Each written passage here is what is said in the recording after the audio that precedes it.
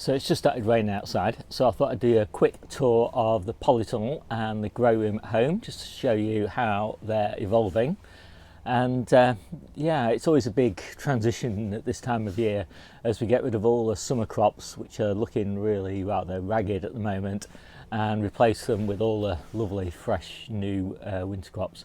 So I really like this time of year, you know, out with the old, in with the new. Fantastic. So everything in the polytunnel is such a mess at the moment, and it's so difficult to get around. I'll just show you what I've got. So up on this trestle table, I've got this big tumbler, I think it is, and so I'm hoping for a nice kind of late crop off this one. It's got quite a few tomatoes coming on it, and yeah, we'll try and keep this one going. And I've got a few containers of tomatoes again, which I'm hoping to keep going for a bit of a later crop, because my main crop tomatoes are going to be out of here in just over a month's time. So you can see down there, cucamelons always look a bit ragged now at this time of year. Obviously they're fruiting, the plants are finishing, and just loads and loads and loads of cucamelons. Everywhere you look, and not enough people to eat them right now, so I'm going to grow a few less cucamelons next year. Underneath this trestle table, we've got the peppers. They're doing okay. We're not going to, I'll talk about what we're going to do next year though. We're changing things around a little bit. So we've got more tomatoes again in containers for October time, and I've just put in these French beans. These are growing really well. I think they're only about a month old now, and we're starting to get new French beans on them. So again, I'm kind of hoping just to keep the crop going into October there. Cucumbers are finished in here pretty much, which is great news because we've got so many cucumbers at home. So I'll be pleased to get these out, get something else planted in these corners. Tomatoes, oh, this is brilliant. Just this little tiny hanging basket. I just had a few spare golden purslane, and it's grown amazing. I cut it back every single week and it regrows as big as this. So this is all 1 week's growth. So lots of hanging baskets of golden purslane probably. Still plenty of tomatoes on the cordons, so I've got to get these ripened off in the next month. But we're harvesting so many tomatoes at the moment, which is good news. I'm not complaining, but yeah, lots and lots and lots of tomatoes still to come. And another French bean, planted a couple of weeks after the one that I've just shown you, and again that's coming on really nicely. Hoping for a crop in October there. I've actually got French beans at home as well in the grow room. Just more and more tomatoes. I need to look at what I need to do in order to ripen tomatoes. I want to get all these ripened and harvested in the next month. So anyway, we'll see how that goes. And then down here, just another cucumber that's finished. I think we've got the last one to harvest there. So again, we're pleased to get those out. And my celery, this is finished now. I'm just going to harvest this last lot today. Again, that's good. Got to start getting all these beds cleared. So what's going to happen in here? So everything you can see basically is coming out, apart from the things in the corridor. So the tomatoes and the French beans, they're going to stay into October. So come October time, all the tomatoes, all the peppers, all the celery, all the cucumbers, everything is going.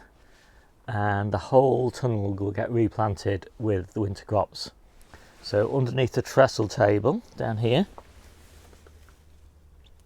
we'll go Grenoble Red, almost all Grenoble Red lettuces, and there'll just be a few red lettuces of various different types dotted around there just for a bit of variety. But Grenoble Red grows really well in the polytunnel in the shade of the trestle table, so that's fantastic. This big bed, which you can hardly see, is going to be lettuce. Again, different varieties of lettuce, not Grenoble Red in that case. So things like Roxy, Flashy Trout, Cantarix, Smile, things like that down there. And then this other big bed down here is going to be spinach, 3 different types: Red Kitten, Giant Winter and America. All grown 3 different types as a trial, really, to see which one does best. And then as a lot of these containers get freed up, these containers, we put late carrots in these, and so we harvest those in early spring. So we'll have a couple of those containers and a few other bits and pieces. What's happening next year? I've now got a storage area for these trestle tables, and so I'm leave that trestle table at the you can't really see, can you? Leave that trestle table at the end there, and leave that trestle table at that end there, but take out these 2 big trestle tables here, and I'm going to grow more corn and tomatoes in here rather than peppers, because the peppers do so well in the low tunnels outside. There's just really no point having peppers in here. So I want to use this space for corn and tomatoes. Now that means less cucamelons, but still a few, but not as many as we've got in here at the moment. So yeah, so I'm looking forward to that. You can never have too many tomatoes. Obviously we use a lot of them to make ketchups and sauces and things like that, but we eat a huge number fresh as well. And then I've got these corners where we currently, or so far, have always grown cucumbers, but we're only going to grow 1 cucumber in here next year. It'll probably be La Diva, and we're going to grow all the rest of them at home, and that's going to free up these corners here. So there'll be lots of things like early courgettes, early beans, things like that in here, and I say a lot less cucumbers. And that's partly because cucumbers just, they're the most finicky of all the crops that we grow, and so you're kind of wasting a lot of space because you really can only grow them from June onwards, and so you're wasting a lot of space in here all the way through sort of April, May, when we could be growing something else. So that's going to be our focus. And also late season, they're finished now, but there's plenty of growing potential in the polytunnel in August, September or October, which we could be using that space for. To grow any of these sort of supermarket cucumbers. This is Fem Spot, grows really well in here, but everybody prefers the small cucumbers, so it'll be La Diva or Socrates or Mini Munch or something like that in here from now on.